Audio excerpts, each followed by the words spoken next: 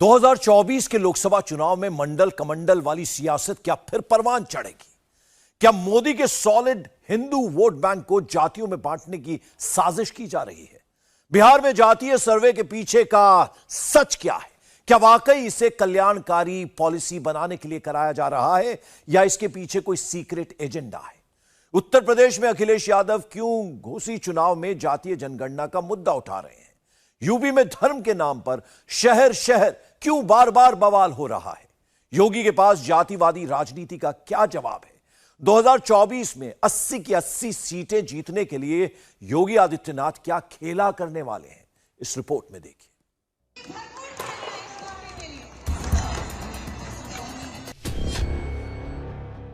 2024 में अब खेला होगा। 2024 के लोकसभा चुनाव में खेला होगा और धुआंधार होगा। झांसी में योगी बाबा ने अब पहला शॉट मारकर इसका आगाज कर दिया है। इस खेला में एक तरफ एनडीए तो दूसरी तरफ इंडिया वाले हैं। अब सवाल है कि खेल का गेम प्लान क्या होगा। लोकसभा चुनाव में अब 200 से भी कम दिन बचे हैं और दोनों गठबंधनों ने टीमें चुन ली हैं। कौन किस शॉट पर ज्यादा स्कोर करेगा, इसके संकेत मिलने लगे हैं। इन संकेतों का विश्लेषण करने पर एक बात सामने आती है कि 2024 का पूरा चुनावी खेला तीन चीजों के इर्द गिर्द घूमेगा: जाति, धर्म और कर्म। सबसे पहले बात जाति के मुद्दे की करते हैं, जो यूपी और बिहार में उठाया जा रहा है। अखिलेश यादव, नीतीश कुमार और तेजस्वी यादव जातीय जनगणना को चुनावी मुद्दा बना रहे हैं। लालू यादव चुनाव में मोदी को हराने का दम भर रहे हैं। नरेंद्र मोदी के नट्टी पर चढ़ने जा रहे हैं हम लोग। आज का दिन नरेंद्र मोदी के नट्टी पर पकड़े हुए हैं, एकदम हटाना है। यूपी और बिहार को मिलाकर लोकसभा की 120 सीटें हैं। अकेले यूपी में लोकसभा की 80 और बिहार में 40 सीटें हैं, लेकिन यूपी में जाति की बात करने वाला कोई दल कभी 70 सीट नहीं जीत पाया। फिर दोनों राज्यों में बीजेपी विरोधी क्यों जाति की राजनीति को धार देने में लगे हैं? पहले बिहार में जाति का सियासी खेल समझते हैं। बिहार सरकार की सूची में कुल 214 जातियां हैं, जिनमें सबसे ज्यादा अत्यंत पिछड़ा वर्ग में 113, पिछड़ा वर्ग में 30, अनुसूचित जाति में 32, अनुसूचित जनजाति में 22 और सवर्ण में 7 जातियां हैं। इनमें अगर सियासी तौर पर ज्यादा असर डालने वाली जातियों की बात करें तो बिहार में ब्राह्मण 5.7%, भूमिहार 4.7%, राजपूत 5.2%, यादव 14.4%, कुर्मी 4%, कुशवाहा 8%, मुस्लिम 17%, कायस्थ 2%, बनिया 6%, तेली 3%, मुशर 2% और दुसाद 4% हैं। बिहार में जाति की गिनती पर केंद्र और राज्य में घमासान मचा है। अगर इसे 2024 के सिनेरियोज में देखें तो कह सकते हैं कि एनडीए और इंडिया गठबंधन में रार मची है। केंद्र सरकार ने सुप्रीम कोर्ट में हलफनामा देकर कहा कि जनगणना कानून 1948 के मुताबिक जातीय जनगणना का अधिकार केवल केंद्र के पास है, राज्य सरकार इसे नहीं करवा सकती। इस पर बिहार सरकार ने जवाब दिया कि वो जातीय जनगणना नहीं बल्कि जातियों का सर्वे करवा रही है। केंद्र स्तर पर जो होता है, पूरे राज्य का होता है, जनगणना उसको कहते हैं। और हम लोग जनगणना नहीं कर सकते, हम लोग तो गणना कर रहे हैं ना, गिनती करवाते हैं जी। तो अधिकार है ना किसी को, जनगणना हम लोग थोड़ी कर रहे हैं। तो वो तो केंद्र क्या करता है, खाली एससी और जो माइनॉरिटी है उनकी जातियों के बारे में उनके यहाँ पे प्रावधान। हम लोग बराबर कह रहे थे कि अन्य लोगों का भी कर लीजिए, एससी एसटी सबका करवा दीजिए, मैंने किया। तो वो तो कोई किए नहीं, तो उन लोग को तो जो करना था तब बोलिए ना, हो जाना चाहिए था ना 2020 में। तो कहाँ हुआ? ये पहला बार हुआ। जब हो रहा है अंग्रेजों के टाइम में भी शुरू हुआ और बाद में जब सरकार यहाँ आई तो तब से चल रहा था। पहली बार 4था साल हो गया और यहाँ पर इन लोगों ने जनगणना नहीं किया। तो हम लोग तो गणना कर रहे हैं ना, जनगणना थोड़ी कर रहे हैं, गणना कर रहे हैं। बिहार में इस साल 2 फेज में जातियों का सर्वे हुआ। इस दौरान 38 जिलों के 2 करोड़ 58 लाख घरों में गिनती की गई। इस काम में 5,19,000 कर्मचारी लगाए गए। बिहार सरकार ने सर्वे के लिए 500 करोड़ रुपए का बजट रखा है। अब सवाल उठता है कि इस सर्वे से हासिल क्या होगा। जेडीयू का कहना है कि सर्वे से मिले आंकड़ों के आधार पर अलग अलग जातीय समूहों के लिए कल्याणकारी योजनाएं बनाएंगे, जबकि आरजेडी का कहना है कि जनसंख्या के हिसाब से आरक्षण दिया जाएगा। बीजेपी का दावा है कि जातीय सर्वे का मकसद चुनाव में फायदा उठाना है। बीजेपी तो विरोधी है पूरी बुरी तरह से। इसको हम लोगों ने बताया भी है और इसको नहीं चाहता है बीजेपी और संघ, ये दोनों में गड़बड़ी है, नाकुर नुकुर कर रहे हैं। बीजेपी सवाल पूछ रही है कि अगर लालू यादव को गरीबों और पिछड़ों की इतनी फिक्र है तो फिर जब 15 साल मुख्यमंत्री थे तो जनगणना क्यों नहीं कराई।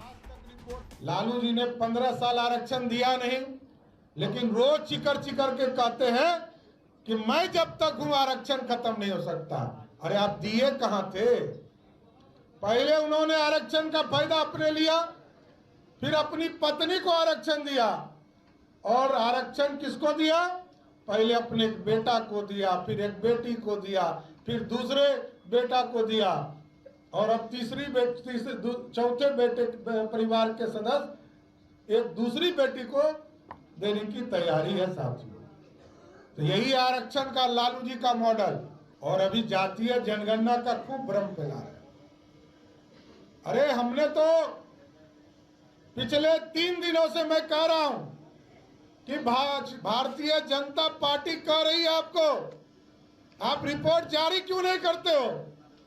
कौन जाति कितनी आबादी है, जनगणना का अधिकार भारत सरकार को, लेकिन सर्वेक्षण का कार्य तो आप करा ही रहे। तो इस रिपोर्ट को जारी कब करोगे? बिहार के बाद अब यूपी में मंडल कमंडल की राजनीति का चैप्टर रोज पलटा जा रहा है। ऐसा क्यों किया जा रहा है, इसे समझने से पहले यूपी में जातियों का जंजाल समझ लीजिए। यूपी में 250 से अधिक जातियां हैं, जिनमें सवर्ण जातियां 9, ओबीसी जातियां 80 हैं, अनुसूचित जातियां 74 और अनुसूचित जनजातियां 6 हैं। अगर वोट बैंक की नजर से देखें तो सवर्ण 18 से 20%, ओबीसी 42 से 45%, एससी 21 से 22% और मुस्लिम 16 से 18% बैठते हैं। लेकिन यूपी में जातियों की सबसे बड़ी लड़ाई ओबीसी को लेकर है, क्योंकि सवर्ण जातियां बीजेपी के साथ मानी जाती हैं और दलित वोटर बीएसपी के साथ। अब ओबीसी वोट बैंक को भी समझ लेते हैं। यूपी में यादव 10%, निषाद मल्ला 7%, कुर्मी 5%, कुशवाहा सैनी 5%, मौर्य 4%, लोध 3% हैं। मुलायम सिंह ने इन जातियों को इकट्ठा कर बड़ी सियासी ताकत बनाई थी, लेकिन समाजवादी पार्टी के राज में यादवों के बोलबाले से दूसरे ओबीसी जातियां छिटकती चली गईं और समाजवादी पार्टी का वोट बैंक बिखर गया। अखिलेश यादव फिर उसे वापस पाना चाहते हैं। घोसी को मंडल कमंडल की नई प्रयोगशाला बनाया जा रहा है। घोसी में अखिलेश यादव ने जातीय जनगणना का मुद्दा उठाया है। जब से इंडिया गठबंधन बना है, लोग घबराए हुए हैं कि इंडिया गठबंधन कैसे बन गया। न केवल गठबंधन से घबराए हुए हैं, बल्कि जो सवाल उठाए जा रहे हैं कि जब तक जाति जनगणना नहीं होगी, तब तक हम सबका साथ, सबका विकास नहीं कर पाएंगे। ये जो लोग सबका साथ की बात कर रहे हैं, वो सबके बीच में गैर बराबरी नहीं खत्म करना चाहते। और जब तक गैर बराबरी नहीं खत्म होगी, जब तक जाति जनगणना नहीं होगी, तब तक हम समाज में बराबरी कैसे लाएंगे। बीजेपी कितने भी हथकंडे अपना ले, लेकिन जनता के सामने कोई चीज टिक नहीं सकती है। अगर जनता ने मन बना लिया तो जनता के फैसले को कोई बदल नहीं सकता। अब 3 दिन बाद घोसी का पारा 7वें आसमान पर पहुंचने वाला है, जब मंडल वालों की मंडली को जवाब देने योगी खुद यहां पहुंचेंगे। आपने जाति का खेल समझ लिया। अब देखिए कैसे धर्म का मुद्दा यूपी में गर्म हो रहा है। प्रयागराज, गाजीपुर, मेरठ और मुजफ्फरनगर में हिंदू मुसलमान के बीच खाई चौड़ी हो रही है। प्रयागराज में हिंदू लड़के की हत्या पर बवाल मचा है, तो गाजीपुर और मेरठ में गौकशी का मुद्दा गर्म है। मुजफ्फरनगर में मामला शांत हो चुका है, लेकिन कुछ लोग इसे शांत नहीं होने देना चाहते। अब समझिए कि प्रयागराज में क्यों तूफान मचा है। यहाँ 10वीं पढ़ने वाले एक हिंदू लड़के की हत्या कर दी गई। उसका कसूर क्या था? वो अपनी बहन से छेड़छाड़ करने वालों से भिड़ गया था। हत्या का आरोप मुस्लिम लड़कों पर लगा है। नहीं, नाम नहीं पता। कितने लोग थे मारने में? कुछ जानकारी कितने लोग थे मारने में? 3 लोग थे। त्रिपुरा के सामने मारा गया है। घटना स्थल जो अस्पताल सामने वाले मारे ना। अच्छा, मौके पुलिस गई थी?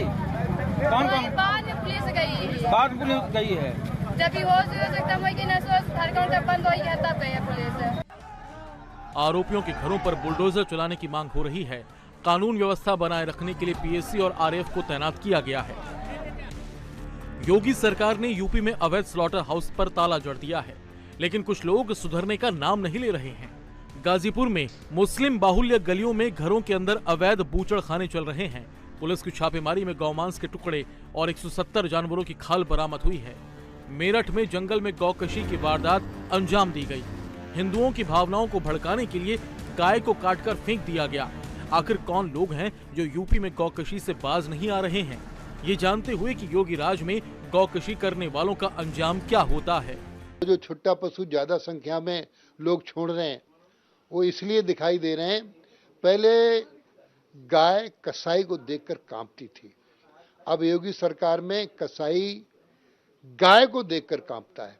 वो उसकी हिम्मत नहीं है, लेकिन फिर भी कहीं छुटपुट घटनाएं हो रही हैं तो हम उन पर कड़ाई कर रहे हैं।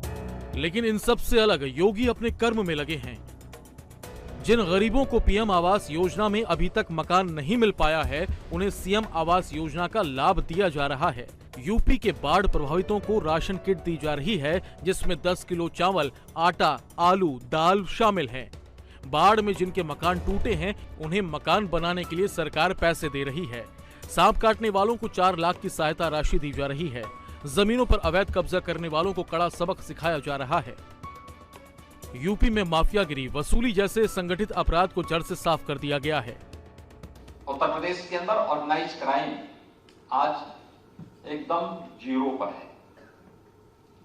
यहां कोई अपराध अब नहीं हो सकता, कोई यहां किसी का फिरौती के लिए अपहरण नहीं कर सकता।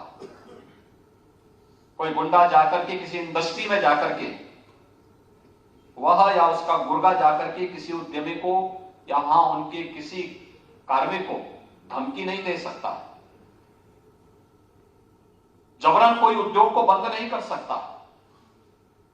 किसी भी प्रकार की उद्योग जगत की उन अड़चनों को, चाहे वह माफियाओं से जुड़े हुए मामले रहे हों, पेशेवर गुंडों और राजनीतिक संरक्षण में पलने वाले उन गुंडों का मामला हो, इन सब से मुक्त होकर के उत्तर प्रदेश आगे बढ़ चुका है। ईज ऑफ डूइंग बिजनेस की जो नई रैंकिंग है, उसमें उत्तर प्रदेश के स्थान को आप अनुभव कर सकते हैं।